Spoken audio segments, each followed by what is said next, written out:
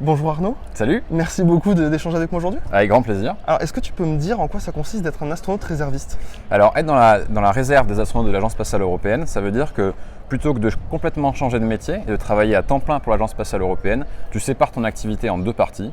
Tu fais ton entraînement au Centre européen des astronautes petit à petit. Donc par exemple, j'ai fait 2 mois l'année dernière, je vais refaire 2 mois cette année, je fais des stages de formation de temps en temps.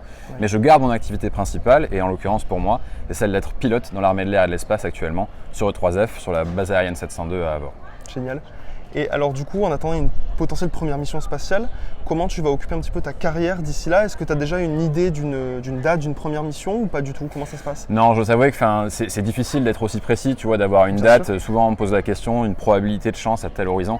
Et je t'avoue que j'essaye de pas non plus perdre trop d'énergie avec des hypothèses, parce que sinon, ça m'utiliserait beaucoup de ressources. Ouais. Et c'est pas vraiment entre mes mains.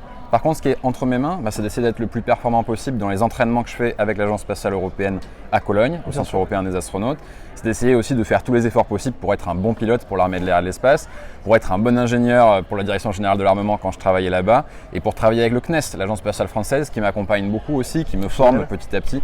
Donc tu vois, on va dire que j'ai pas de difficulté à remplir l'emploi du temps. J'essaye de profiter aussi de toutes les étapes qui me font progresser dans cette carrière en lien avec l'exploration spatiale, et pas uniquement, tu vois, de rester focalisé sur quand est-ce que je vais voler et sous quelles conditions. Bien sûr. Et ça me permet de prendre aussi énormément de plaisir sur le chemin. Génial. Eh ben, merci beaucoup et puis on va suivre encore ton parcours avec beaucoup d'intérêt. Merci beaucoup, Merci merci à Arnaud. toi, bonne journée. Bonne journée.